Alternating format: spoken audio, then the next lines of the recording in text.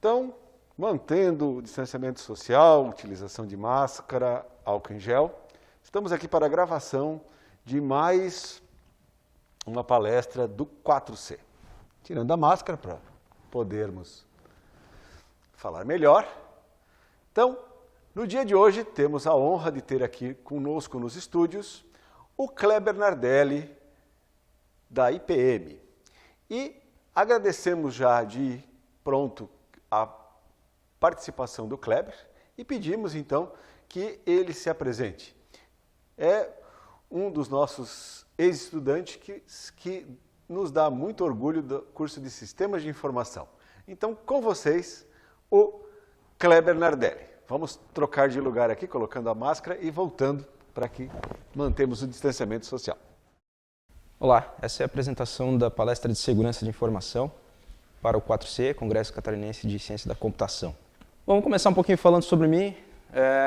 Meu nome é Kleber e trabalho desde 98 com desenvolvimento de aplicações, para setores diversos. No início, desenvolvimento de aplicações comerciais e aí aos poucos a gente foi se dedicando em outras áreas de desenvolvimento, áreas mais de base, até que a gente chegou, então, a partir de 98, a gente teve várias experiências aí com o desenvolvimento de aplicações. Minha formação é bacharel em Sistemas de Informação, pela Unidave, sou pós-graduado em Gestão e Tecnologia da Informação, também pela Unidave, e pós-graduado em Desenvolvimento de Aplicações Web, e também pós-graduado em Engenharia de Software pela UDESC. Atualmente, leciono no curso de Sistemas de Informação, já há 13 anos, da Unidave, e leciono diversas disciplinas, entre elas Auditoria e Segurança de Informação. Coordeno também o Núcleo de Pesquisa e Desenvolvimento da IPM, trabalho lá já há 18 anos, e lá a gente desenvolve trabalhos de desenvolvimento de aplicações de base, middlewares, framework, manutenção e também na arquitetura das aplicações. Uma das coisas que também foi importante nessa trilha de desenvolvimento pessoal foi a participação como membro-chefe de coordenação da implantação do MPS-BR na empresa, no qual pude participar ativamente e botar em prática diversas situações relacionadas à engenharia de software. Hoje, no desenvolvimento de aplicações e de ferramentas de base, a gente atua muito com foco em segurança. Então, a gente acabou se especializando ao longo dos últimos anos, focando bastante na segurança e trazendo até para dentro da empresa esse conceito de segurança Zero Trust, que também vou comentar um pouco aqui na palestra. Tá? Eu queria começar com uma citação do Kevin Mitnick. O Kevin Mitnick, para quem talvez não conhece ainda, é uma lenda aí da área de segurança. Ele inicialmente era um cracker, né? Não é um hacker, porque afinal de contas ele tinha objetivos escusos, maliciosos, e ele acabou utilizando não só os conhecimentos técnicos dele aplicados às ações que ele fez de invasão, mas ele também usou e acabou contextualizando, acabou definindo bastante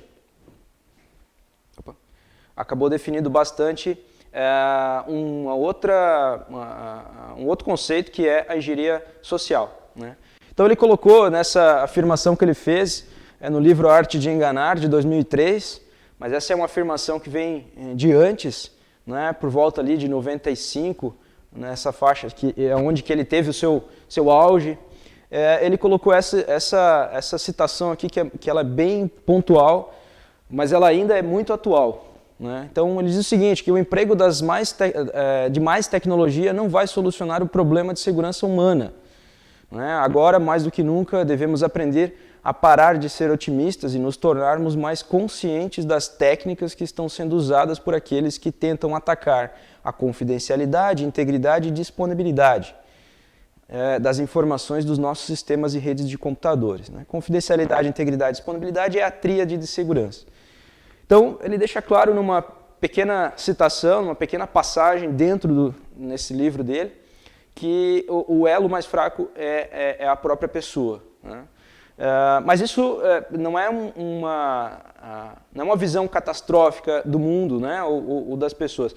A visão e o que ele tenta colocar aqui, e o que até hoje as instituições também tentam fazer dentro do seu dia a dia, e é uma coisa, a própria sociedade tenta fazer isso, né? A gente vai ver o NIC-BR, por exemplo, o CGI-BR, Comitê Gestor da Internet Brasileira, eles atuam muito forte para tentar socializar uma cultura de segurança para as pessoas. Né? Então, esse é o foco, né? Essa é a linha relacionada a isso. Então, algumas definições de segurança para organizar um pouco, né, essa linha de pensamento aqui. Então, a segurança, segundo o dicionário Aurélio, né, na sua definição mais simples, estado, qualidade ou condição de quem ou do que está livre de perigos, incertezas, grifei, assegurado de danos e riscos eventuais, né, situação em que não há, né, em que há nada, ou melhor, em que nada há a temer, né? Ou seja, você tem segurança, então você tem uma situação assegurada de danos e riscos eventuais e nada há a temer. Grifa-se riscos. Segundo a Wikipedia, a segurança tem que ser comparada e contrastada com outros conceitos relacionados. Então, segurança, continuidade, confiabilidade. São conceitos contínuos, ou seja, um vai levar ao outro naturalmente. Então, grifa-se continuidade e confiabilidade. Então eu tenho riscos, continuidade e confiabilidade. Segundo o NIST, que é o Instituto Nacional de Padrões e Tecnologia dos Estados Unidos, gerenciar o risco organizacional é fundamental para programas eficazes de segurança e privacidade da informação. Grifa-se risco organizacional. Então eu tenho risco, continuidade, confiabilidade e organização, risco organizacional. E segundo o CGI-BR, que é o Comitê Gestor da Internet no Brasil, a segurança na internet depende de diversas ações para a sua melhoria, sendo uma das principais a educação dos usuários da internet sobre as ameaças e suas formas de proteção. Então grifa-se educação dos usuários. Então eu tenho aqui riscos, continuidade, confiabilidade, organização e educação dos usuários. São os 5 fatores que influenciam demais entre você ter um estado de segurança, em que não há nada a temer, ou que é muito pouco a temer, e você tem um estado onde você não sabe se está seguro ou não, e aí depende de pura sorte, praticamente. Então, o que a gente tem a perder? E eu acho que esse é o primeiro ponto a se levar em consideração. O que temos a perder? Temos a perder, mas com certeza, pessoalmente, e as organizações também. Pessoas e organizações têm a perder, sim, com uma segurança que não tem uma gestão de risco, que não percebe a continuidade, que não vê valor na continuidade, na confiabilidade, né? E que não gera nenhum tipo de educação aos seus membros, né? Seus funcionários, seus membros da sociedade, na família, né? Eventualmente, né? Na própria família, disseminar essa cultura de segurança. Por exemplo, hoje um dos alvos prediletos aí dos ataques de fraude, especialmente relacionado à fraude, que tem uma linha de trabalho muito relacionada à engenharia social, é justamente as pessoas da terceira idade, né, os idosos. Então, o que eu posso fazer, por exemplo, na minha família? Eu posso orientar minha mãe, posso orientar meu avô, um parente próximo, para que eles tenham esse discernimento de que pode ser algo confiável e o que não. Né? Então, essa é uma linha de raciocínio. Em termos de organização, o que pode ser feito? Conscientizar os funcionários, conscientizar os colaboradores. Então, o primeiro passo, e parece ser simples, né? Mas detectar os ativos de informação, grifa-se ativos de informação, das pessoas e organizações não é uma atividade trivial. Quais são os ativos de informação? É aquilo que de fato tem valor, aquilo que de fato é importante. Porque tudo deve ser segurado? Teoricamente sim, tudo deve ser segurado, mas E se eu focar muito e gastar muito, empreender muito segurança em cima de um ativo que não é assim tão importante quanto o outro, que eventualmente eu estou negligenciando, como é que fica? Então esse é um ponto que não é trivial, não é simples entender isso. Então o ponto chave é todos os recursos físicos e lógicos são importantes, ok? Todos os recursos físicos e lógicos, então eu devo fazer alguma ação. Então, como eu vou priorizá-los? Né? Então, esse é o ponto também importante aqui que deve ser tratado. Como é que eu vou priorizar aqueles ativos que são os mais relevantes? Né? Eu preciso fazer um mapeamento, preciso entendê-los, preciso buscá-los, preciso encontrar eles, seja pessoalmente ou nas organizações, eu preciso encontrar. E eu vou, ao encontrá-los, então eu vou colocá-los sobre a mesa e vou trabalhar numa linha de raciocínio onde eu vou detectar quais que merecem mais ou aqueles que são menos importantes. Obviamente, comparando uns com os outros. Né? Então, como avaliar também a vulnerabilidade de cada ativo? Eu preciso conhecer cada ativo muito para avaliar a vulnerabilidade de cada ativo. Então, numa organização, uma planilha do Excel que possui cotações de preços de produtos dos meus fornecedores, por exemplo. É um ativo importante? É um ativo importante. Mas talvez a pessoa que trabalha, o gestor de segurança, né, o chefe de segurança, talvez ele não vai ter esse conhecimento, esse discernimento entre essa planilha e um banco de dados rodando lá num servidor dele. Talvez o banco de dados lá que possui os registros de chegada na guarita lá, ou o banco de dados com dados que não são tão importantes, para o gestor de informação, ele vai tratar isso como algo de igual importância ou mais importante que talvez essa planilha que eu citei como exemplo. Mas então quem é que vai poder detectar se a planilha é importante? Pessoas relacionadas ao negócio. Por isso que esse trabalho de eu encontrar os ativos de informação e priorizá-los, ele vai envolver naturalmente as pessoas que trabalham com o negócio.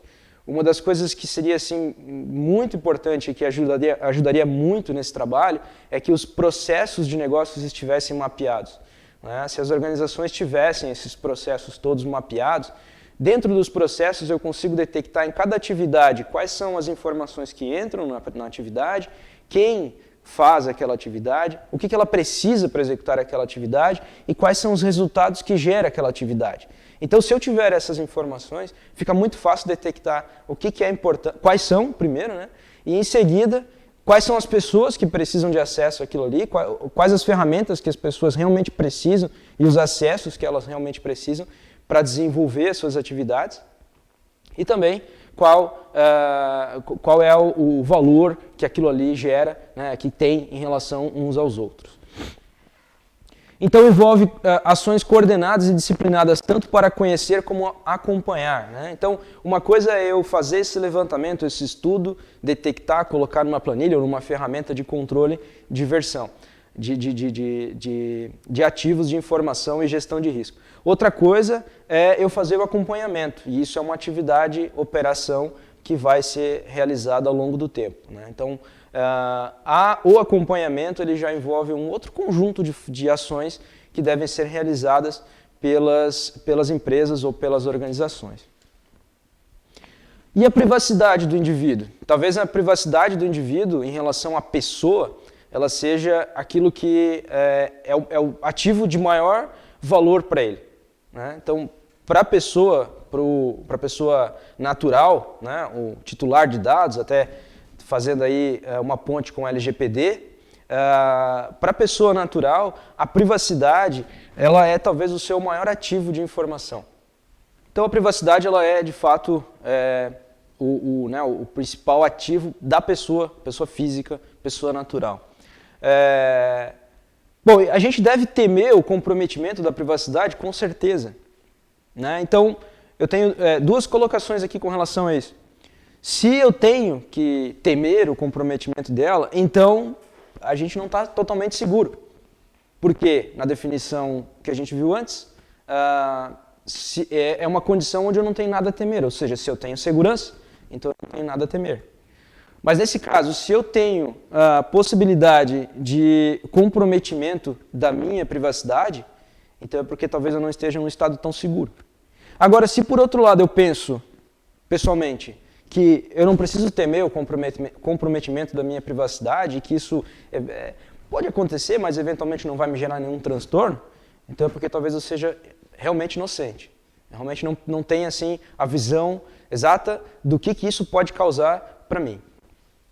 Eu coloquei aqui 2 exemplos de dados, de vazamentos de dados, né, de dados roubados e dados vendidos na Deep Web, em que são notícias, né, estão disponíveis para consultar posteriormente. Quem tiver acesso aos slides que vão ser publicados também, eles são links, pode clicar em cima, vai levar direto à notícia, em que basicamente eu tenho as 2 situações, dados raspados, né, um jargão para informações que foram capturadas ao longo do tempo, de mais de 1 bilhão de usuários do LinkedIn estão sendo vendidos em fóruns cybercriminosos. Isso mostra que, bom, eu estou numa rede como o LinkedIn, por exemplo, e lá eu coloco eventualmente várias informações, o que eu trabalho, as minhas preferências com relação às ferramentas que eu uso, eventualmente algum link de algum artigo ou então de algum repositório no GitHub, de algum projeto que eu coloquei lá, de alguma coisa que eu estou fazendo, e eventualmente também alguma preferência política minha, por exemplo, né? Alguma citação minha com relação a algum tema aí que é muito complexo, né, perante a sociedade no momento atual. Então tudo isso pode e está sendo vendido aí, né, em fóruns que a gente eventualmente nem sabe.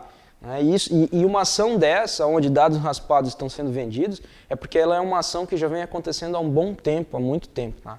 Então, na questão da quebra da segurança, quando ela ocorre, esse tipo de situação, é porque internamente nos servidores e nos centros de informação do LinkedIn, já havia ali um atacante ali dentro atuando de forma silenciosa e esperando só o momento para fazer o uso daquela, né, para colocar em ação a sua estratégia de ataque. Né?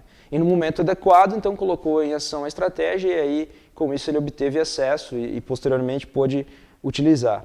Um outro caso, né, exclusivo, dados de quase 1,5 milhão de alunos são expostos por falha na Secretaria de Educação do Distrito Federal. É um caso um pouco mais de casa, um pouco mais local, né, no caso nacional, mas que demonstra que, olha, a quantidade de dados, né, que foram vazados, que foram disponibilizados, que estavam disponíveis. Né. Obviamente que os gestores dessas plataformas, eles não colocaram deliberadamente lá como um dado aberto. Né? Eu não posso colocar dados sensíveis de alunos como sendo um dado aberto. Um dado aberto é algo que eu posso usar de forma estatística, por exemplo, e que eu vou estar usando eles anonimizados. Aí tudo bem, aí eu posso considerar como um dado aberto, mas eu não posso colocar uma lista de alunos, incluindo todas as informações relacionadas a eles, histórico escolar, questões relacionadas a situações sociais da pessoa, do aluno ou da família no qual ele vive. Isso eu não posso de forma nenhuma explicitamente colocar disponível isso. Então, obviamente que isso foi não intencional, isso de alguma forma não intencional foi vazado, né? Mas os dados estão lá. E aqueles alunos que eventualmente, normalmente são menores de idade, eles nem sabem que isso aconteceu. Mas daqui a 10, 15 anos, então, as informações deles, incluindo, eventualmente, histórico de saúde, histórico familiar e outras informações, estarão disponíveis e alguém pode utilizá-las aí para uma finalidade ilícita. Então, o que a gente tem a temer? Né? Não usar mais a internet, não usar mais nada, larga tudo, né? Joga fora. Não é bem assim. O que a gente tem a temer é mais ou menos, né, a ideia que eu tento trazer aqui, chamar a atenção, é mais ou menos o que a gente já faz na nossa vida física, né, na segurança física que a gente já está acostumado no nosso dia a dia. Né? Então, o fator humano ainda é o elo mais fraco da segurança digital, isso é fato, porque a gente eventualmente aceita certas situações, né? Por exemplo, um e-mail, né? Todo mundo sabe que já deveria saber, pelo tempo que a gente já tem aí de internet, de todas essas tecnologias na sociedade, todo mundo já deveria estar ciente de que um e-mail nem sempre ele é confiável. Normalmente ele não é. Ah, mas ele veio de uma pessoa que eu conheço. Os próprios vírus eles vão se adequando, vão se adaptando ao longo do tempo e eles mesmos vão melhorando as suas táticas para que as pessoas entendam que cada vez mais aquilo que está chegando para elas é de fato real, é de fato enviado por alguém para ela especificamente, pessoalmente, diretamente. Né? E isso tende a ser, são os ataques mais direcionados, né? Os que estão hoje em dia que geram melhor benefício para os cybercriminosos são ataques direcionados. Então eles realmente verificam, por exemplo, detalhes da sua vida íntima, da sua vida pessoal. As pessoas costumam postar muitas informações em redes sociais e isso tudo colabora com a estratégia de um atacante que eventualmente vai te fornecer um e-mail com dados que, poxa, realmente, eu estive semana passada em algum local, fiz uma compra e agora eu ganhei uma promoção. Né?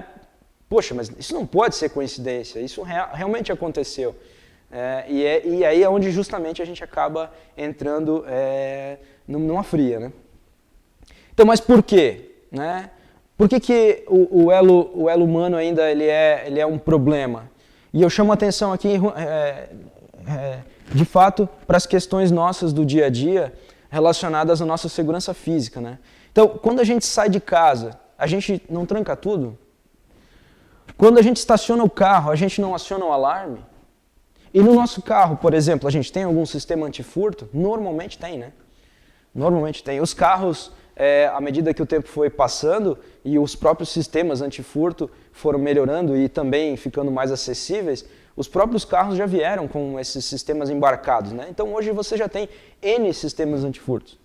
Quando alguém bate na nossa porta e a gente eventualmente nem conhece, a gente permite que ele entre de qualquer maneira sem fazer nenhum tipo de questionamento. Então a pessoa bateu na minha porta lá, olá, tudo bem? E aí, entre. E eu nem sei quem é, nunca vi a pessoa, não sei qual é o objetivo dela naquela visita, e eu deixo simplesmente entrar. São todas situações que eu chamo a atenção porque normalmente não, né? Normalmente a gente realmente já está ciente de que não, isso aqui, calma, não é bem assim. Eu não vou deixar alguém entrar aqui que eu não conheço. Né? Eu não vou sair de casa e deixar minha casa aberta. Eu não vou estacionar meu carro e deixar os vidros abertos e deixar a chave dentro na ignição e deixar ele prontinho, não. Não vou fazer isso. Então, por que digitalmente a gente não se comporta assim? E talvez a gente digitalmente não se comporte assim porque a gente ainda não entendeu o cenário inteiro. O cenário inteiro ele é, talvez, mais complexo e mais caótico do que a gente imagina. Né? Mais inseguro do que a gente imagina. Então a gente deve, de fato, fazer ações, balancear ações, procurar também nos proteger na nossa vida digital. Né? Um exemplo simples. O nosso celular. Hoje, o meu celular ele é a minha carteira, é a minha identidade, a parte de banco, a gente faz tudo hoje via celular, é o meu telefone, é a minha forma de comunicação. Né? Então, e o celular? Eventualmente eu deixo ele desprotegido, eu deixo ele acessível para qualquer um pegar, manusear, eu entrego para alguém manusear, ou, por exemplo, uma situação hipotética, mas que eventualmente acontece, eu entrego o celular na mão de alguém para ver um videozinho, por exemplo, ou para ver alguma postagem, e aí eu deixo com essa pessoa, saio, vou fazer alguma coisa, e em seguida eu retorno. Isso pode? Isso pode? Entendam que talvez o celular seja o teu veículo. Então você deixou o teu celular numa mesa e saiu, foi fazer alguma coisa, foi no banheiro rapidinho e deixou o celular na mesa, desprotegido, sem uma senha, sem nenhum tipo de autenticação. Isso pode? Imagina que o celular é o teu carro. Não, mas o carro tem que proteger, não, mas o celular... Poxa, mas o teu carro, ele talvez é segurado, ele talvez... você daqui a pouco recupera, etc. Mas e a tua identidade? Porque o teu celular hoje é a tua identidade. O celular hoje, ele é a tua carteira, é o teu relacionamento com o banco, é o teu relacionamento com os teus conhecidos. Então, as pessoas daqui a pouco acontece muito hoje em dia, você receber informações de conhecidos de que o meu WhatsApp foi clonado. Cuidado. O WhatsApp em si, ele é uma ferramenta muito segura, extremamente segura. O WhatsApp não foi clonado porque um atacante acessou o teu dispositivo virtualmente, nem fisicamente, porque não é o caso, talvez não teve nenhum contato fisicamente com alguém. É porque eventualmente você participou de alguma ação, você fez alguma ação em que um atacante, né, em que nem eventualmente um atacante pessoa, talvez um próprio robô tenha feito isso, e você nem sequer percebeu. E aí, de repente, tua conta WhatsApp estava clonada. Então, as estratégias elas são as mais diversas. Um outro cenário que a gente pode imaginar também é o tão famoso golpe do bilhete premiado, né? Então, você recebe, alguém te aborda e olha, eu tenho um bilhete aqui premiado, mas eu tenho uma situação ou outra, a conversa vai... E aí você, nossa, mas realmente tá premiado e tal, compra o cartão e aí não precisa nem contar o resto da história, né? Então, beleza, e nesse caso ainda tem gente caindo, né? Já, talvez as pessoas já estão, né, com certeza, muito mais experientes quanto a isso, mas ainda tem gente caindo. Né? E nas questões digitais, que envolve digitalmente as fraudes, elas têm também uma linha de raciocínio, uma estratégia como essa.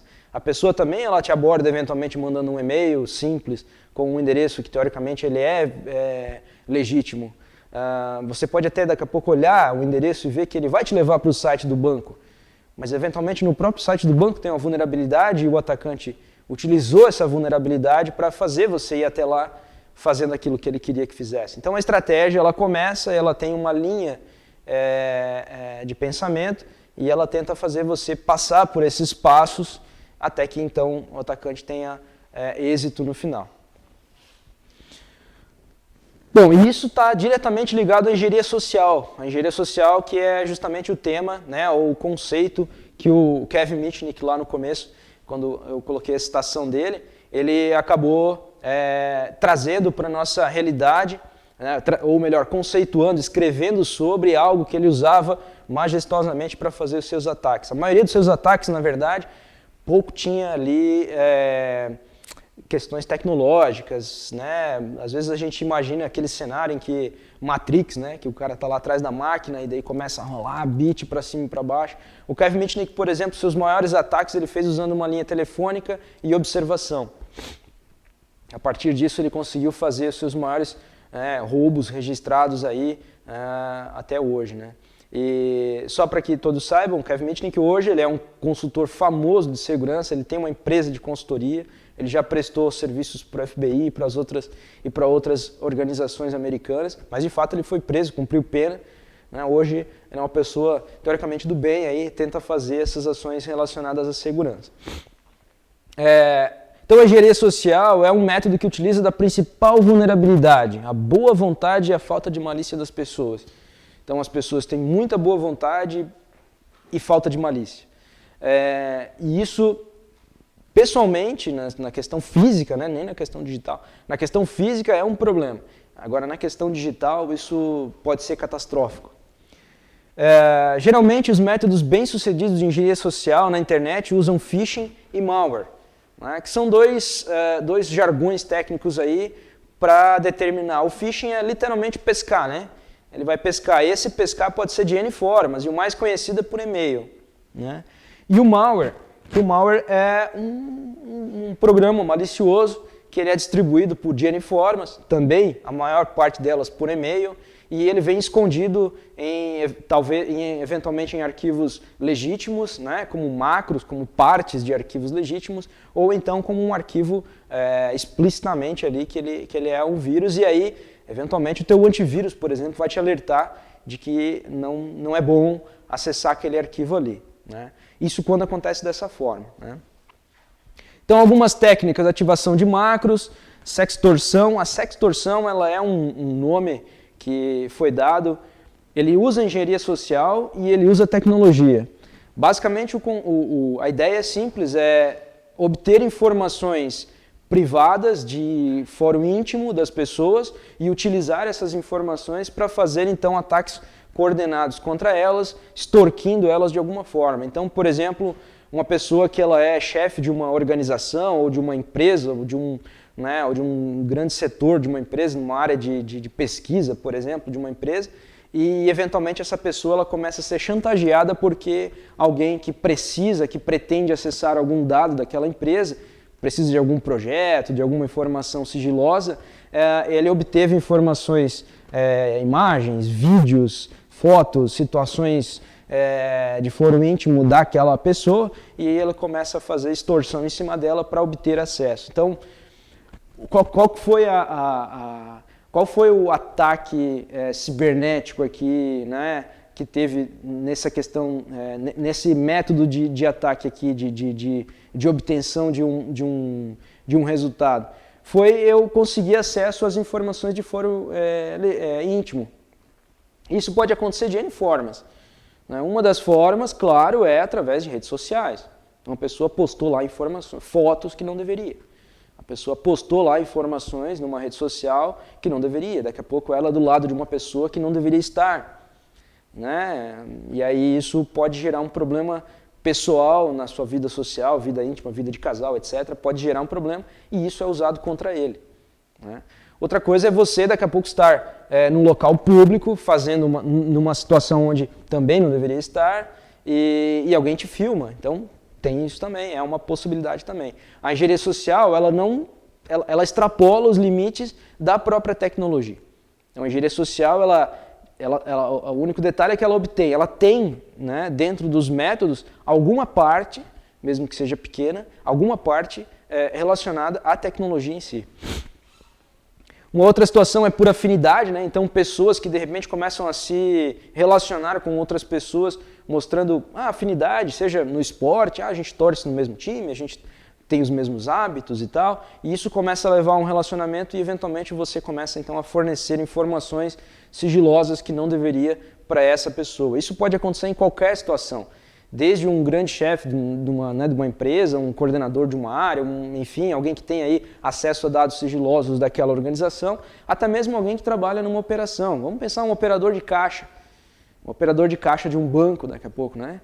E acontece uma situação como essa e eventualmente ele está passando informações do banco para esse atacante sem saber que está fazendo isso, porque a engenharia social, um dos grandes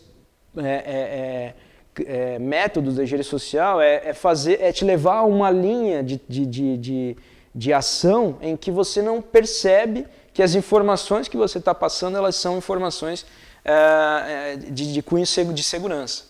Né? Então as perguntas começam simples, as ações começam simples, que realmente não tem nada a ver, que realmente não levam a nada, mas que de repente começam poucas perguntas, algumas colocações, alguns sis, algumas questões, e isso acaba você passando informações sem saber, porque você já está dentro de uma linha que o atacante já pretendia que você estivesse. E isso acontece muito então com a espionagem industrial. A espionagem industrial tem muito relacionado a isso também, né? Informações que são repassadas eventualmente sem saber. Bom, então a conscientização das pessoas, eu digo que é um dos caminhos assim, mais importantes. Né? Então a gente precisa criar uma cultura na sociedade de segurança. Essa cultura na sociedade é como um todo, né? Não é só nas empresas. Ela precisa ser passada também para as pessoas da família. Né? Pessoalmente, as minhas questões relacionadas ao meu dia a dia, relacionadas à segurança digital. Né? Como é que eu lido com isso? Bom, e onde que eu posso buscar informações então para aprender, para me melhorar com relação a isso? Eu coloquei aqui um site que é o CertBR, né, cert.br, e lá até eu coloquei, tem esse endereço aqui que é o cartilha.cert.br. Lá tem N cartilhas, eu coloquei uma imagem aqui que justamente mostra algumas delas, então tem lá cartilhas, e todas as cartilhas elas são muito para público leigo mesmo, tá? Então, com fotos, com figuras, com animações, com dados de forma simples e que você consegue realmente captar a ideia e que se você estiver preparado no momento que acontecer, você vai conseguir discernir, olha, isso aqui pode ser, por exemplo, um phishing. Isso aqui não é só um spam, isso pode ser um phishing. Né? Um phishing dentro de um spam também pode, acontece. Então eu tenho aqui segurança na internet, golpes na internet, ataques, códigos maliciosos, né? Spam, outros riscos, mecanismos de segurança, contas e senhas, que daí tem dicas de contas e senhas. Então como é que eu protejo as minhas senhas? Quais são as melhores formas de eu fazer isso? Então esse site aqui do CertBR, o cartilha.cert.br, ele mostra assim, muitas informações que o público em geral pode se beneficiar. Mas as empresas também, tá? Então justamente aqui eles têm esse foco e você pode então criar, melhorar as suas políticas de segurança dentro das organizações e das empresas público-privadas. Podem ser melhoradas as questões relacionadas à segurança baseado em materiais desse tipo, né? Então a política de segurança da informação ele é um documento que pode e deve ser elaborado pelas organizações. Não é um documento muito complexo, não deve ser complexo, ele só deve expor ali qual é a visão daquela organização com relação à segurança.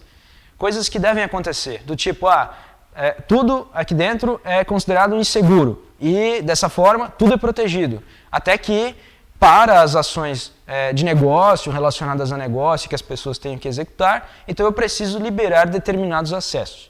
E aí, pontualmente, os acessos são liberados. Isso é um conceito relacionado ao Zero Trust, que eu vou também comentar em seguida. E isso, claro, deve estar explícito e exposto no manual do colaborador.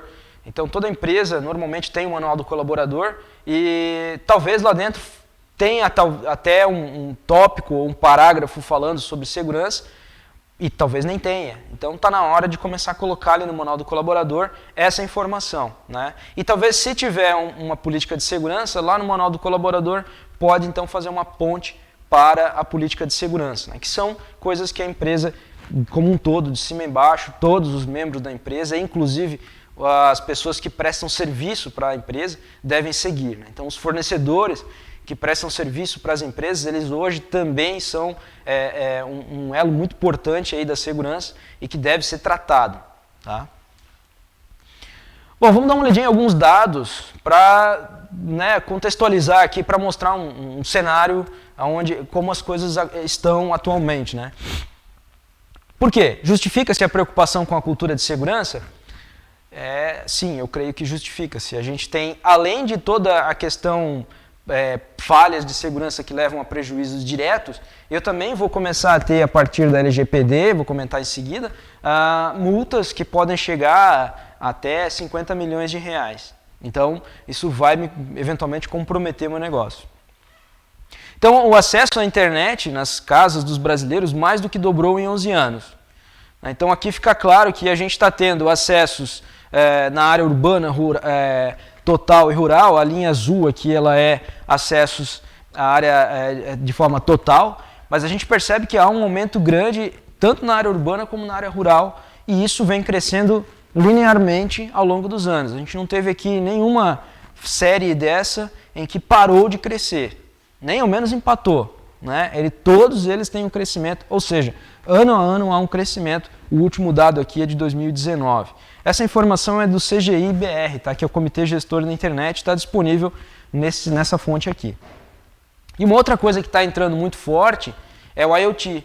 Então, bom, o crescimento da internet na casa e das pessoas e nas organizações por si só é um problema? Não, claro que não. Ele acaba sendo, né, hoje um diferencial muito bom, né? Antigamente era medido, por exemplo, a quantidade de TVs que tu tinha na casa das pessoas. Hoje ainda se mede isso, mas hoje o principal medidor é o acesso à internet já. Esse é o principal medidor, né? Mas o IoT, que é basicamente a internet das coisas, né? Ele leva a um outro patamar, porque hoje as pessoas estão começando a utilizar nas suas casas e também nas empresas equipamentos inteligentes que estão se conectando diretamente à rede. Então, você compra uma lâmpada, por exemplo, que ela se conecta na Wi-Fi e você consegue controlar ela remotamente. Você está comprando uma tomada que você também consegue controlar ela remotamente. Você tem geladeira, você tem TV, você tem ar-condicionado, você tem N equipamentos dentro de casa que já estão se conectando via Wi-Fi, a gente conecta eles e eles geram um volume de informação e você pode gerenciar eles remotamente, né? Assim como câmeras, por exemplo, também, você também consegue fazer a operação, monitoração remotamente. E como que isso está sendo colocado dentro das residências, né? Então, há um aumento do IoT da internet? Sim. Consequentemente, há um aumento do IoT? Sim. E isso está levando também a uma consciência a nível de segurança quando são feitas as instalações disso? Tem que ser refletido sobre isso, né? Talvez nem tanto. Uma das grandes preocupações no mundo hoje quanto ao cyberterrorismo e cybercrime é que esses dispositivos de IoT, muitos deles podem estar vindo infectados já de fábrica com bots, né, que são aplicações, são códigos dentro desses dispositivos que podem ser em algum momento acionados e com isso fazer alguma ação de cybercrime, né, de cyberterrorismo. Uma delas, por exemplo, é o ataque de negação de serviço, que é um tipo de ataque coordenado em que diversos dispositivos acessam uma única fonte e tentam quebrar ela, né? Quando isso acontece, isso é extremamente prejudicial. A gente teve caso recente nos Estados Unidos, na refinaria de petróleo, não me lembro a localização, mas aonde teve um ataque de negação de serviço e que isso acabou, o pessoal teve que desligar a refinaria e ficou por alguns dias desligado de fato, né? Então, mas como que os IoTs podem eventualmente gerar um ataque de negação de serviço? Com um bot instalado ali, ocioso, parado, e que em determinado momento ele entra em execução. Isso hoje é uma preocupação muito grande na área de segurança, né? Porque esses dispositivos são criados, as empresas que os produzem, nem sempre a gente sabe o quanto que elas são legítimas, né? O quanto que elas têm essa finalidade legítima e eventualmente também esse tipo de bot ele pode ser inserido sem que a empresa saiba, inclusive, né? Que são os códigos maliciosos, né? Uma coisa que a gente sempre costuma colocar nunca confie em códigos que estão disponíveis no GitHub, por exemplo, ou em outros repositórios. Nunca confie de cara nesses códigos. Eles podem eventualmente esconder ali um malware e você pode colocar ele na sua aplicação sem saber, e isso pode gerar um grande problema, tá? Tem um caso muito famoso que é da British Airways, em que um código malicioso foi colocado no checkout da companhia através de um trecho de código que foi colocado do GitHub, né? Em que no momento que o pagamento era feito, ao mesmo tempo que o dado era enviado para o servidor, um Ajax também fazia o envio para um outro servidor, enviando todos os dados do cartão e da pessoa que estava pagando, né? Isso aí teve uma repercussão muito grande. É o caso da British Airways, pode procurar que tem disponível. Um outro estudo divulgado pela Fortinet também, ele aponta que até no quarto trimestre de 2020 no Brasil foram registradas mais de 8,4 bilhões de tentativas de ataques cibernéticos, de um total de 41 bilhões na América Latina e o Caribe também. Um outro estudo publicado pela EI, o aumento da incidência de ameaças cibernéticas, como o caso de phishing, por exemplo, foi citado por 69% dos respondentes, seguindo de malware, 54%, e ransomware, 49%. Né? Os ataques de negação de serviço também têm tido frequência, né? 59% das empresas têm visto isso. A gente vê isso com frequência direto a gente vê ataques de negação de serviço sendo realizados. A maioria das vezes, ele acaba tentando fazer acessos a recursos conhecidos. E é isso justamente que esses bots fazem. Eles fazem uma varredura na web, tentando encontrar nos servidores coisas que estão acessíveis. Também ainda, segundo o CertBR, né, o tipo de tentativa de fraude mais comum é o phishing financeiro.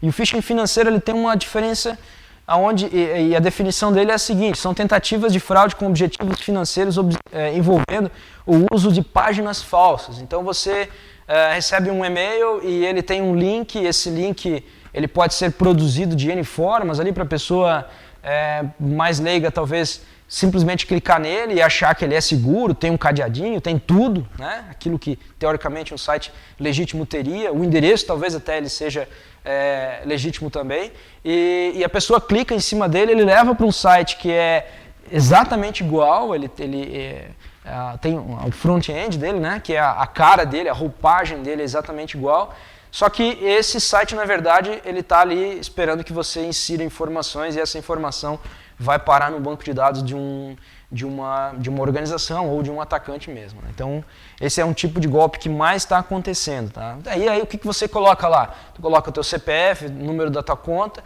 e a tua senha.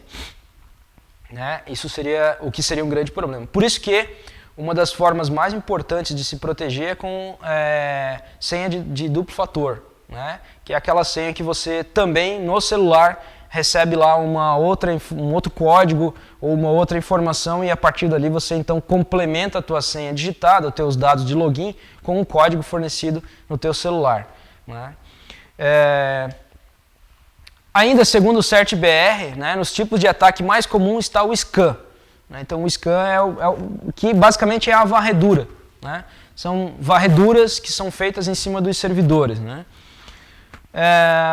O CertBR ele usa, como é que ele faz para detectar essas informações e manter essas estatísticas atualizadas? Ele usa os tais honeypots. Né? Um honeypot é um tipo de servidor que está lá, né? um servidor, uma aplicação que está lá assim prontinha para que os bots ou os atacantes direto, podem ser pessoas, na maioria das vezes não são pessoas diretas, são bots que estão varrendo N IPs na internet, tentando encontrar ali vulnerabilidades.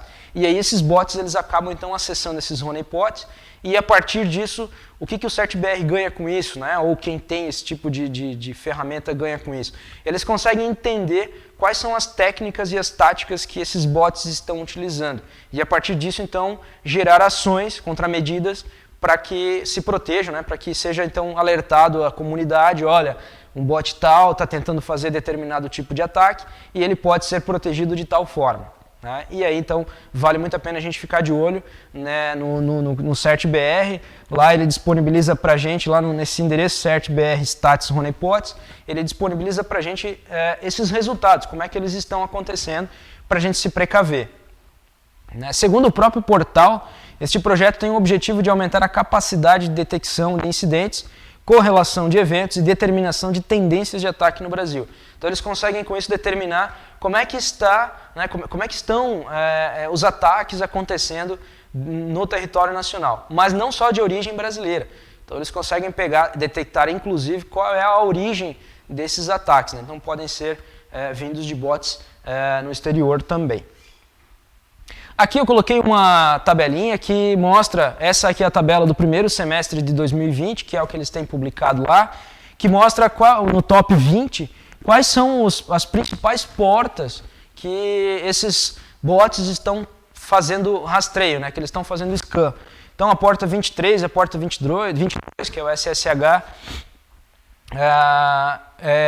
e também a 445 são os top 3 ali. Mas uma que chama atenção é a 3389, que é a porta do RDP. Já vou comentar em seguida. Né? A porta 80, óbvio, é HTTP.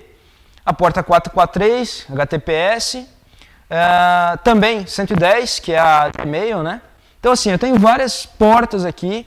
E esses honeypots eles pegam justamente as que são mais tentadas pelo tráfego que gera. Porque quanto mais tentativas de ataque, e aí junto nas requisições são passadas informações, né, dados em post, dados no header, e aí com base nisso então eles conseguem detectar também qual é o tráfego gerado. Ainda segundo o RNP, que é a Rede Nacional de Ensino e Pesquisa, foram registradas no catálogo de fraudes, o número de fraudes registradas em 2020 e 2021 se manteve muito alto no período, né? E já somando aí 14.873 fraudes registradas no catálogo de fraudes. Esse aqui é o endereço do catálogo de fraudes, né? Então catalogodefraudes.rnp.br/stats. Ali dentro a gente tem então as estatísticas e na página, no home, a gente tem então as principais fraudes. Nesse caso, as fraudes registradas no RNP são fraudes em que as pessoas comunicam o RNP. Né? Então lá existe um endereço de e-mail que eu posso comunicar uma fraude se eu acho que é uma fraude. Então eu recebi um e-mail com um phishing, por exemplo, e eu imagino que isso seja um phishing, eu posso encaminhar ele para o RNP, eles vão fazer um estudo, ver se é ou não é, e aí eles já vão colocar lá no catálogo de fraude deles. Também ajuda as empresas e as pessoas a estarem cientes do que é uma fraude. Então lá no RNP, por exemplo, nesse site ali, no catálogo de fraude deles, eles têm lá fraude com o imposto de renda, fraude do boleto, que todo mundo conhece, fraudes relacionadas à Caixa Econômica, relacionadas ao auxílio emergencial, por exemplo. Então lá tem um catálogo gigante lá, somando já 14.873 fraudes diferentes relacionadas. E essas fraudes lá, então, eles colocam exatamente o fluxo, né, que é a linha estratégica da fraude, como ele acontece e quais são as formas de prevenção. Bom, os principais problemas apontados por esses estudos, então, indicam que as campanhas de phishing continuam sendo o principal vetor de ataque. Os principais fluxos ainda são as campanhas de phishing. O trabalho remoto, e aqui eu enumero de novo a porta 3389 que eu comentei antes, que é a porta do RDP, que é o WTS, né, conhecido, onde eu tenho o terminal remoto, né, hoje ela é uma das principais fontes de problema, tá? Porque o trabalho remoto ele realmente entrou numa linha aí que os gestores de tecnologia, os gestores de segurança acabaram aqui perdendo um pouco o controle. Eu vou comentar sobre isso. Uma grande onda de tentativas de explorar vulnerabilidades, isso está aumentando bastante também, aqueles gráficos anteriores mostram isso. E os botnets agora visando os dispositivos de IoT, para tentar gerar algum tipo de rede aí, para no futuro fazer algum ataque coordenado, né? Então isso aqui é o nosso panorama atual. Bom, quanto à segurança em si, então os fatores indispensáveis à segurança, a gente tem a tríade CIA, né? Que basicamente é confidencialidade, integridade e disponibilidade. A confidencialidade trata da informação somente podendo ser visualizada às partes envolvidas. Então, a confidencialidade é o fato de que eu tenho uma mensagem de A sendo enviada para B, teoricamente, somente A e B deveriam conhecer essa mensagem. Então, a confidencialidade ela diz o seguinte: eu vou transmitir uma mensagem de um remetente a um destinatário e somente esses dois devem ter acesso a essa mensagem, né? Então, técnicas para isso usam, a principal delas é a cifragem, né? Então a criptografia é a principal técnica utilizada aqui. Hoje a gente usa a criptografia em cima do próprio protocolo HTTP, né? Mas que é o mais utilizado para isso, mas a gente tem também criptografia em outros protocolos que podem ser que utilizam normalmente de certificados, né, de criptografia que adicionam então uma camada de segurança em cima daquele pacote de dados que vai ser trafegado, né? A integridade, né? Então a informação deve ser obtida, armazenada e disponibilizada da mesma forma, sem alterações não autorizadas. Então, partindo do mesmo princípio, A envia uma mensagem para B, entende-se que além de que A e B apenas devem conhecer a mensagem ela não pode ser alterada entre A e B, né? Então a mensagem ela tem que sair de um determinado texto, um determinado conteúdo na origem e chegar exatamente igual no destino, né? Então para isso, uma das principais formas de ataque que podem colocar em xeque a integridade da informação, no caso de tráfego de dados, é o man in the middle, que basicamente é um terceiro ali no meio, que está, então, obtendo acesso a esses pacotes trafegados, podendo, num primeiro momento, apenas visualizar eles, mas, num segundo momento, alterar eles, né? Comprometer eles, né? E esse comprometimento pode ser relacionado à alteração do conteúdo, mas ele pode ser também relacionado ao descarte total do conteúdo. Então, é a perca do pacote transmitido, o que pode gerar uma falha relacionada ao terceiro fator, que é a disponibilidade. Então, ele pode ficar eventualmente indisponível, né? Então, o acesso, nesse caso, deve ser fornecido apenas a quem realmente depende dele.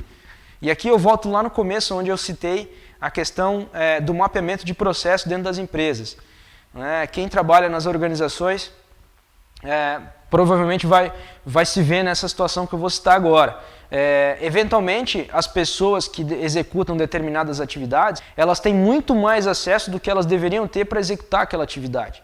Então, elas possuem acesso a todos os cadastros de um determinado software, por exemplo, lá no ERP da empresa, que é o software no qual todas as áreas da organização utilizam dele, né? Desde o parque fabril, passando pela parte de administrativa, vendas, etc., pós-venda e tudo mais. E a pessoa acaba tendo acesso total. Por quê? Porque não há uma gestão eficiente de privilégios. Então, um ponto fundamental aqui é gestão eficiente de privilégios. E não só relacionado ao software em si, mas também ao acesso a redes. Né? Então, por exemplo, a pessoa ela simplesmente ligou o computador e ela já está logada na rede, ela já tem acesso aos sites, ela já tem acesso a tudo.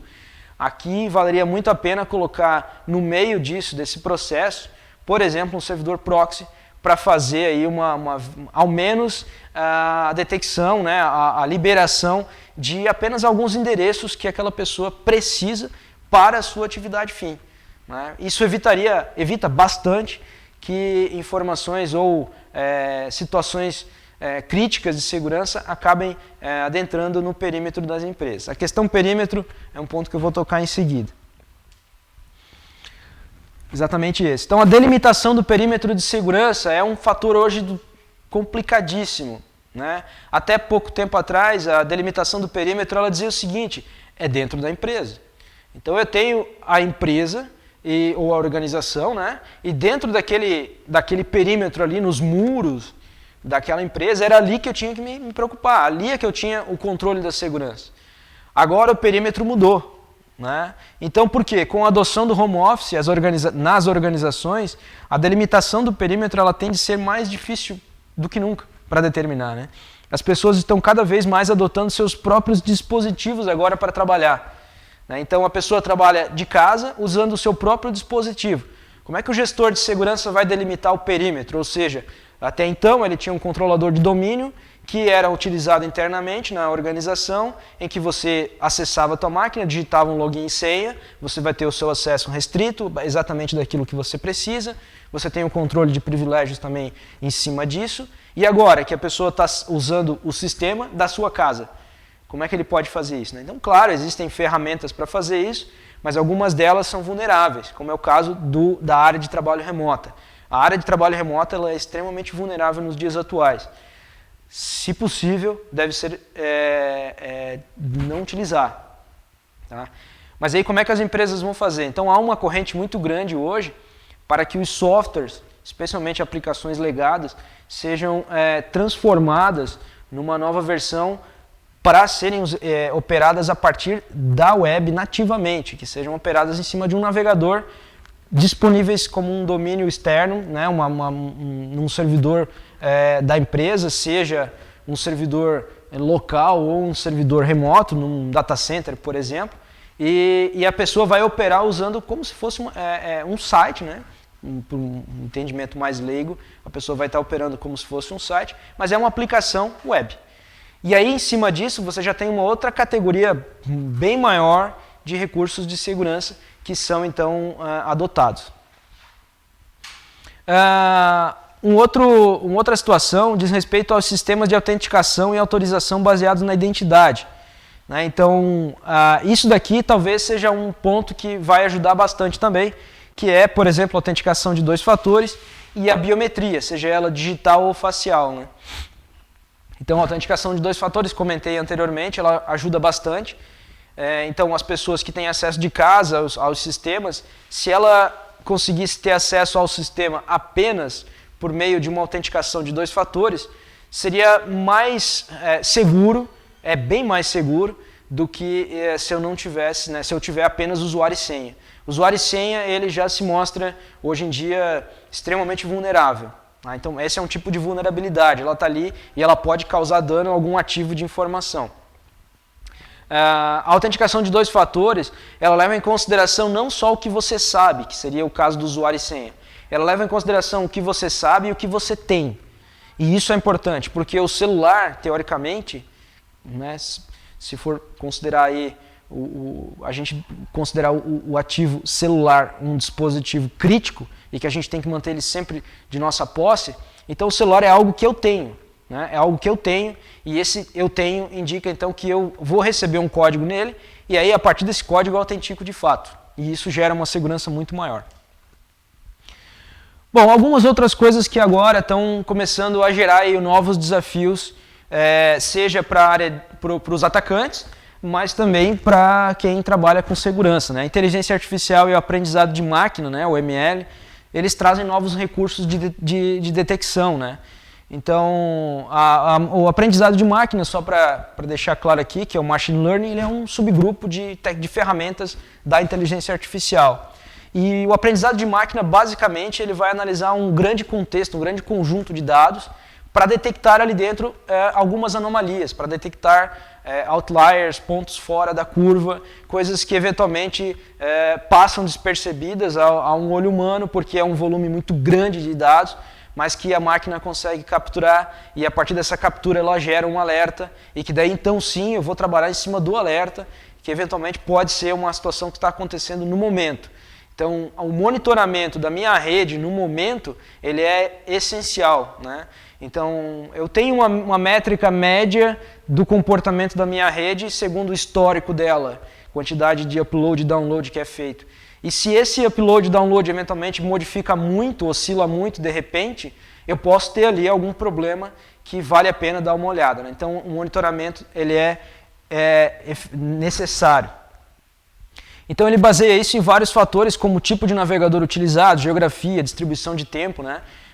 Por exemplo, requisições que começam a vir com muita frequência muito alta de um mesmo IP, por exemplo, elas podem indicar que tem aí alguma coisa que está sendo tem uma tentativa de ataque, por exemplo. Bom, mas ao mesmo tempo que elas trazem inovações no sentido de ajudar a gente, né? Ajudar o gestor de segurança, elas também trazem ameaças, porque os próprios atacantes começam a utilizar essas ferramentas agora para então tentar burlar os sistemas. Eles também utilizam-se dos mesmos conceitos, um histórico de informações, um banco de informações histórica, e a partir desse banco de informações histórica também conseguem então fazer ataques direcionados. E esse é o grande benefício pro cybercriminoso, né, para quem está utilizando de forma ilegítima esses recursos, né, que é a possibilidade de direcionar melhor os ataques. Então, o aprendizado de máquina, inteligência artificial, em seguida, ele vai gerar um benefício para o atacante à medida, por exemplo, que ele começa a obter ou a observar o comportamento das pessoas, por exemplo, nas redes sociais. Então, a partir do momento que ele começa a coletar ali dados de como as pessoas estão interagindo na sociedade, ele começa a poder então dizer, olha, eu quero fazer uma campanha agora em cima, vou citar um nome aqui, mas não tem nenhuma ligação, mas sempre aparece aquela campanha lá da Cacau Show, por exemplo, do ovo de Páscoa lá naquele período, né? Então, aí de repente a pessoa ela recebeu lá um comunicado no celular dela de que ela foi na Cacau Show, comprou e que ela ganhou um ovo de Páscoa. Qual que é a possibilidade naquele período ali as pessoas terem ido lá? Ela é muito alta. Com os dados vazados na rede, né, disponíveis como eu comentei antes, eu posso daqui a pouco fazer uma campanha de enviar e-mails e SMS para as pessoas e algumas delas talvez fechou. A pessoa acabou de sair do Cacau Show, comprou mesmo e ela acha que ela ganhou. E aí ela vai clicar no linkzinho lá e isso pode gerar um problema. Então, o ataque direcionado ele vai ter esse benefício para os malfeitores aí. Os métodos de defesa também acabam utilizando esse tipo de mecanismo, então, como comentei antes, pode ser utilizado de diversas formas, né? Bom, rapidamente aqui sobre a LGPD. Né? A LGPD ela é uma lei brasileira nova, ela, na verdade, já vem aí desde 2018 sendo trabalhada, ela foi promulgada já em 2018. 2019 era para ela ter entrado em funcionamento, não entrou. 2020 ela entrou em agosto, então a lei já está em vigor, mas ela vai começar a ter a cobrança de sanções, né, a cobrança de multas e restrições para as empresas e para as organizações a partir de agosto de 2021, então a partir agora de agosto. Ela trata da privacidade sobre os dados pessoais do titular de dados. Então, a ideia básica da LGPD é que o titular deve decidir o que fornecer ao serviço. E também ele pode solicitar informações e remoção de dados, que é o direito ao esquecimento. Então, o titular de dados, a pessoa física natural, apenas a pessoa física natural hoje, tem essa condição. Empresas não se enquadram na LGPD. Então, a pessoa física natural ela pode, eventualmente, pedir para as organizações, olha, eu quero que você me esqueça. E isso é um poder dado ao titular de dados. E da mesma forma, ele pode querer também, a pessoa pode dizer o que ela quer fornecer. né? Então, aonde que a gente vê, já começa a ver aí algumas ações, alguns efeitos sobre isso? Muitas redes de farmácia estavam utilizando, por exemplo, para você fazer uma compra de um analgésico, um simples comprimido, eles te pediam um CPF, como se fosse algo que você obrigatoriamente tivesse que fornecer. Isso não é obrigatório, muito pelo contrário, eles têm que te dar a opção e a liberdade de dizer quero ou não fornecer, e é assim que eles estão fazendo agora. Você pode ou não fornecer, então, ao menos isso. Mas se eu fornecer, eu quero saber para quê, e eu tenho o direito de saber para quê que aqueles meus dados serão utilizados. Do lado da empresa, vale muito a pena ela obter apenas os dados que ela realmente precisa. Porque se eventualmente algum vazamento de dados for comprovado, de dados de posse da empresa, que ela obteve das pessoas, eventualmente para alguma finalidade, mas que ela estava utilizando dados além do necessário e para outras finalidades, ela vai ser duramente penalizada e isso vai começar a acontecer a partir de agosto. Então ela define também alguns papéis, o controlador encarregado, que é, no caso da GDPR, que é a lei europeia no qual o LGPD se baseou, a pessoa que trata, né, e também o operador. O controlador é a própria organização, então o controlador ele é uma pessoa natural que deve ser determinada e essa pessoa vai então indicar o encarregado, a pessoa, o controlador, melhor dizendo, é a própria organização, né, e ele vai indicar um encarregado que é uma pessoa natural, mas que agora também pode ser, houve uma mudança, também pode ser uma pessoa jurídica que vai então cuidar do tratamento de dados dentro da organização. Então, o encarregado, por exemplo, é a pessoa que vai estar buscando quais são os ativos de informação que existem, o controle, o gerenciamento de riscos, enfim, algumas ações em cima disso. Pode ser um terceiro, tá? E o operador são as pessoas envolvidas na operação do dado, sejam pessoas internas ou pessoas externas. E aqui há uma situação muito relevante para a LGPD.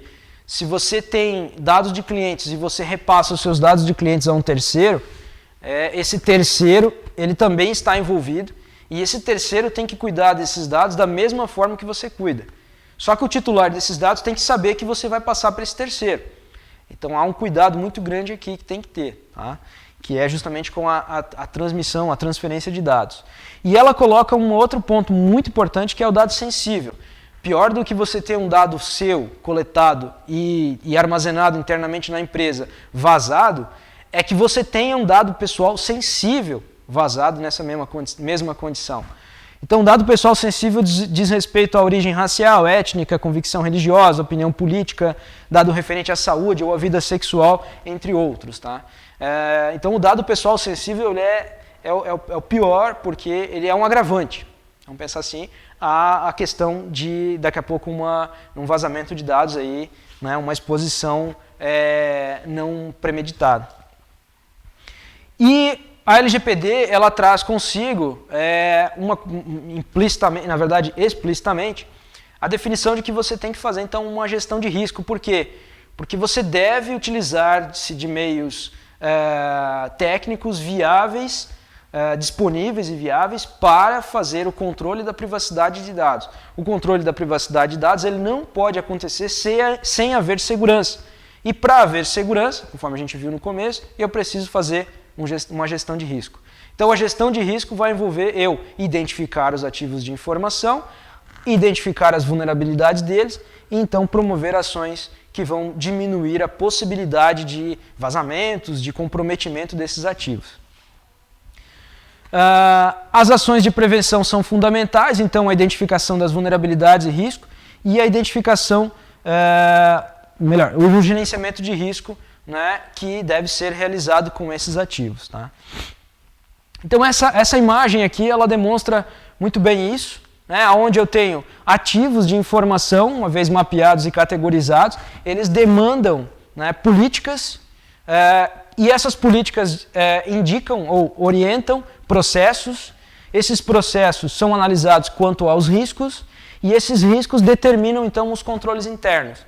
É uma ação sistemática que deve ser executada, né, um processo sistêmico que deve ser executado para a obtenção então tanto dos ativos de informação, as vulnerabilidades, os riscos e as ações ou os processos para diminuir a possibilidade de comprometimento daqueles ativos, né?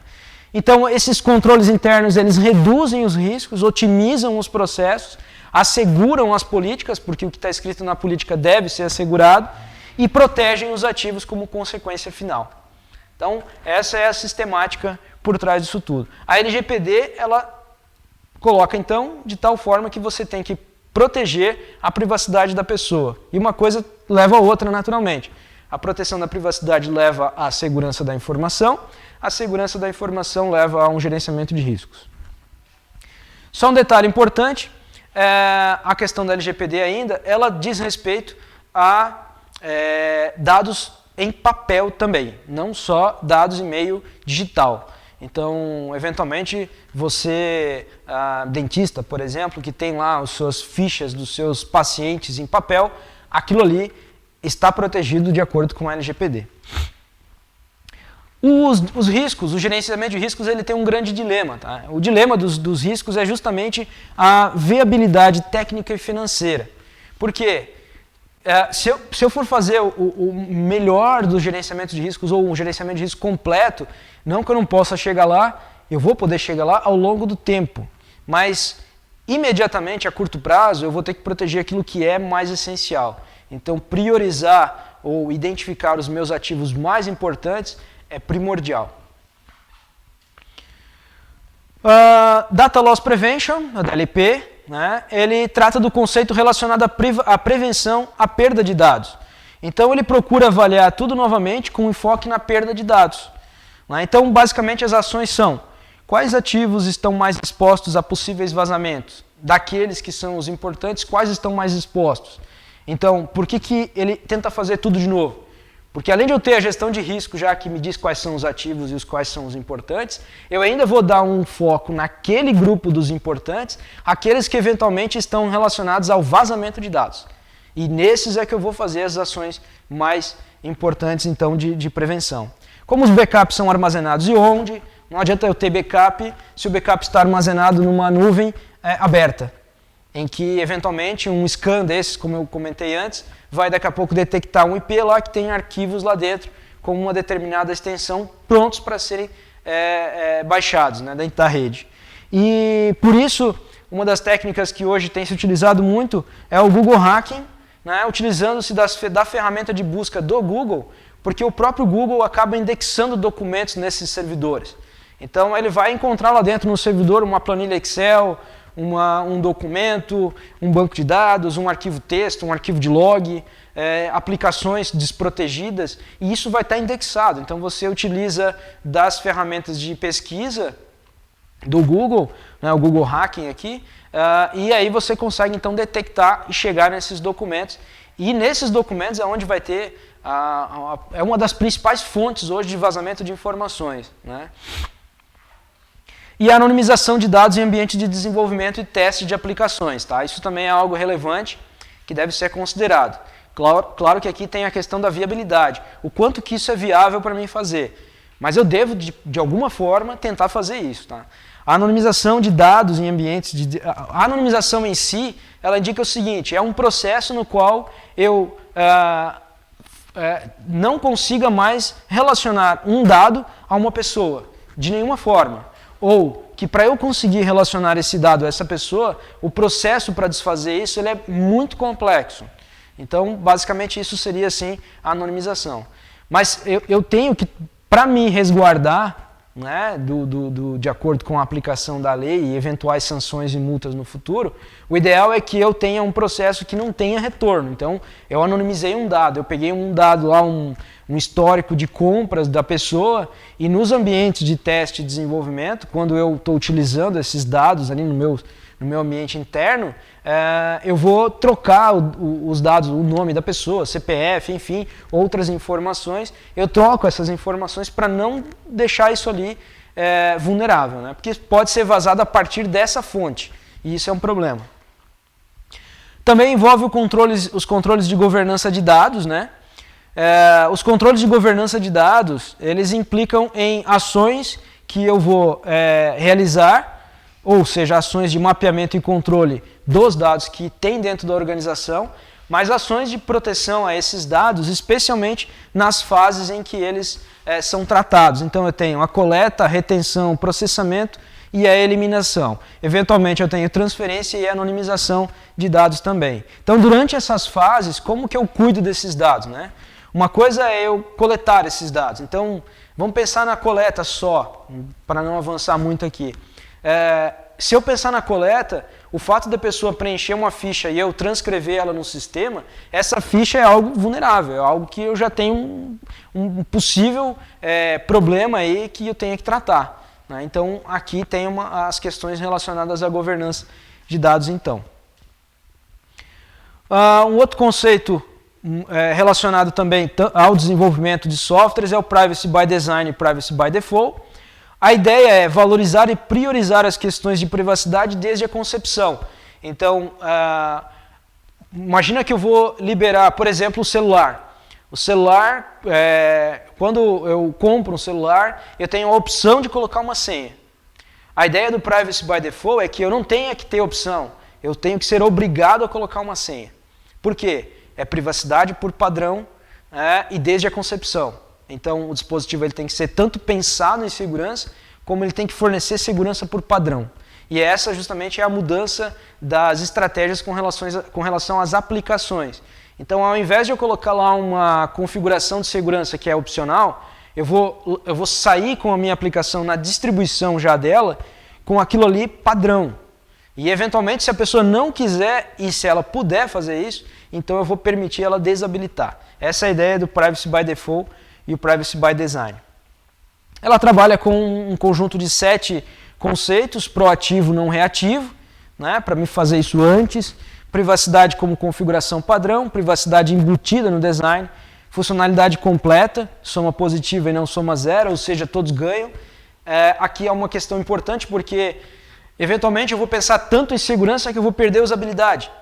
Então eu tenho que tomar um cuidado. Então eu não posso perder usabilidade, mas eu tenho que ter segurança. Né? Então o todos ganham ok, a segurança eventualmente eu vou ter que diminuir um pouco o ritmo para ganhar a usabilidade, mas tem que ter aí um meio termo entre as partes.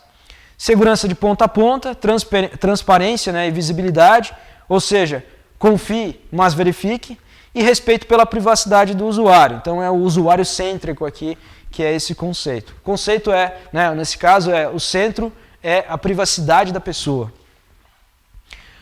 Zero Trust também é um conceito onde uma forma de trabalho, né, onde as organizações nunca devem confiar em qualquer entidade interna ou externa ao seu perímetro por padrão. Né? A gente tem que partir do princípio que a segurança ela é impessoal. O que significa isso? Não é porque talvez não está tão afim, não está tão relacionado com B, que daqui a pouco eu vou bloquear tudo. Não, é porque é o conceito de Zero Trust, ou seja, tudo é bloqueado e, eventualmente, conforme a necessidade, as coisas, então, os objetivos, então, são liberados. Né? Por exemplo, um acesso a um determinado site, por exemplo, um acesso a um determinado software, por exemplo, um acesso a determinada pasta, um acesso a determinado recurso da máquina. Isso tudo deve ser comprovadamente necessário para a consecução daquela atividade da pessoa para que seja liberado para ela.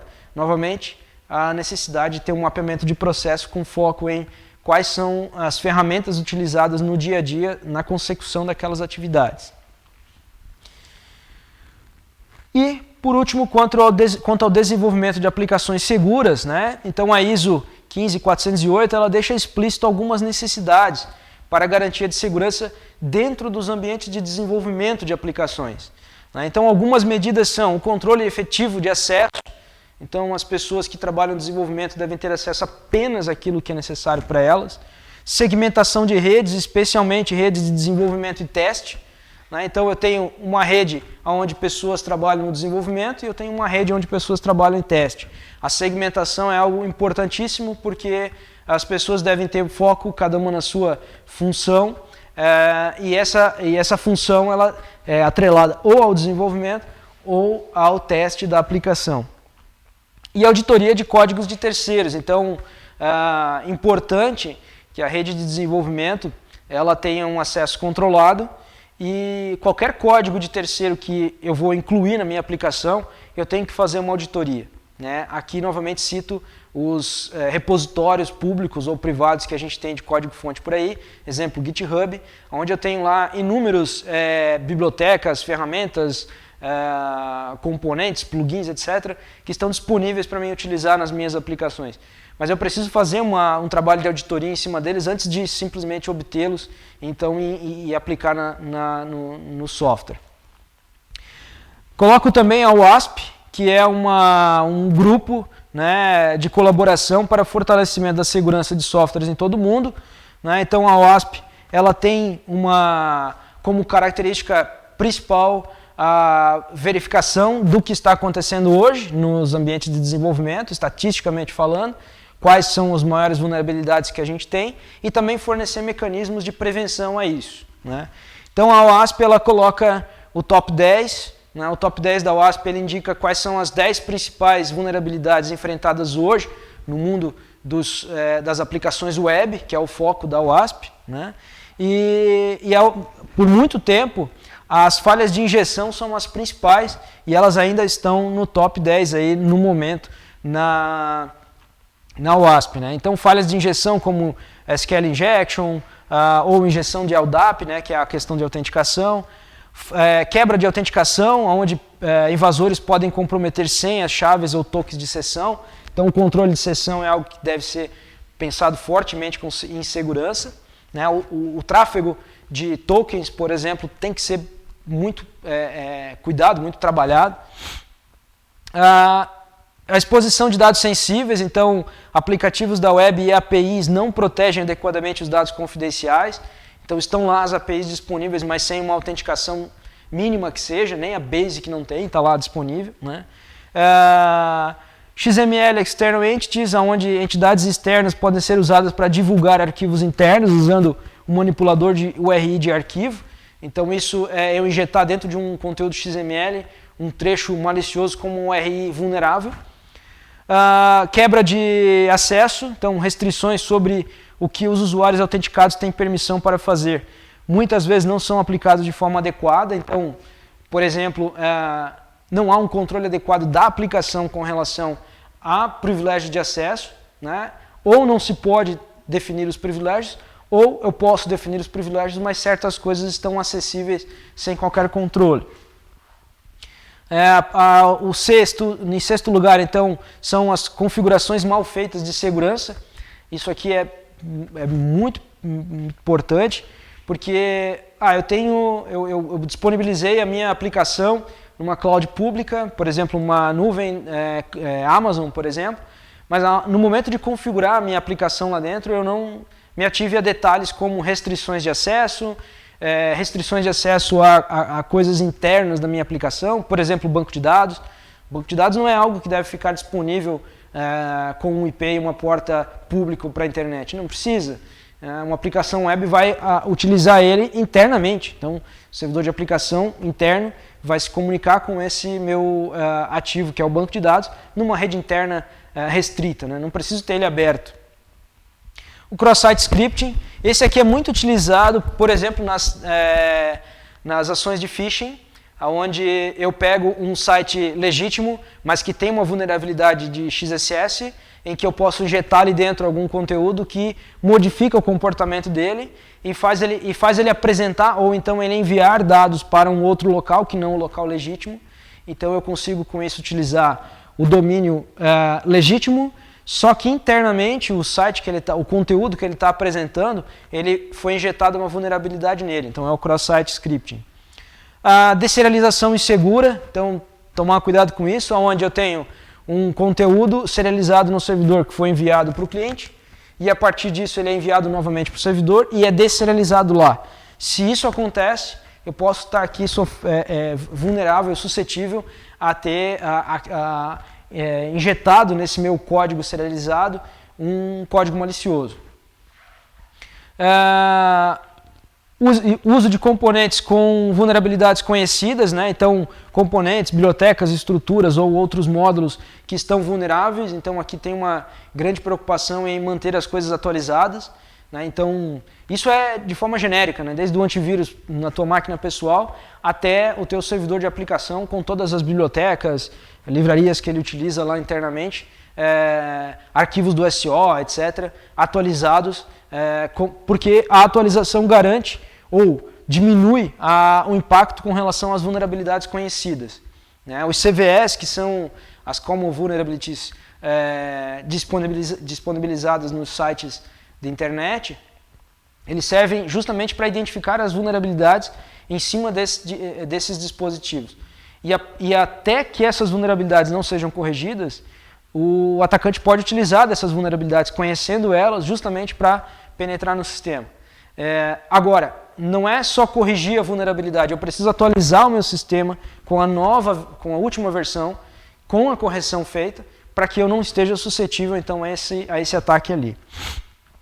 E também logs e monitoramento insuficiente, tá? Então o monitoramento, comentei antes, né? Eventualmente a minha rede está, de repente, em questão de alguns segundos, alguns minutos, ela teve um aumento muito grande de throughput, né? de entrada e saída, e isso pode me indicar que ali está tendo nesse momento um ataque acontecendo ou algum vírus, alguma coisa que está operando na minha rede, tá? Aqui, muito cuidado nesse caso aqui com o ransomware. O ransomware ele justamente vai ter isso, porque ele vai estar trabalhando muito forte na tua rede e aí parece que está tudo normal, mas se eu não estiver monitorando, eu vou só perceber ela mais lento. Mas passou e de repente ficou bom de novo. E aí nisso o ransomware já fez o que tinha que fazer, que é justamente empacotar um conjunto de dados, criptografar ele e depois me pedir um resgate por ele.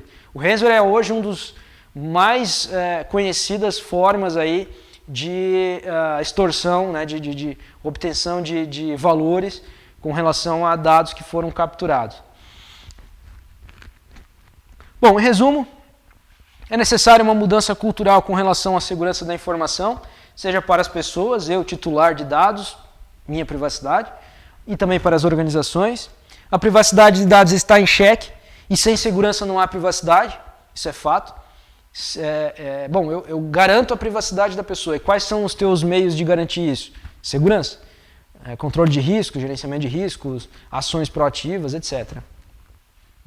Alguns conceitos, mecanismos e ferramentas novas estão adicionando novas camadas de segurança, então inteligência artificial, aprendizado de máquinas, né, alguns conceitos novos aí estão adicionando camadas de segurança nova. A segurança, ela funciona como um conjunto de camadas, então o que eu faço não é me proteger 100%, eu vou adicionando camadas ao que eu já tenho e com isso eu vou chegando mais próximo de ter um controle maior, né, ou diminuindo muito as vulnerabilidades que eu tenho, né, e a incidência de riscos aí. E a concepção de produtos de software deve se basear em segurança por padrão. Então o Privacy by Design e o Privacy by Default, ele deve ser aí nos próximos anos ou daqui para frente, né, na indústria de software, algo que vai ser fundamental. Tá? Muito bem, era isso que eu tinha para passar aqui com relação à segurança. Eu vou deixar o meu e-mail aqui de contato, se alguém tiver alguma situação pode entrar em contato, né? O QR ali aponta para o LinkedIn e também para quem vai ter acesso aos slides eu tenho aqui então os links para o LinkedIn, Facebook e também ao Lattes dos meus dados pessoais e as formas de acesso e contato comigo. Tá? Agradeço e até mais.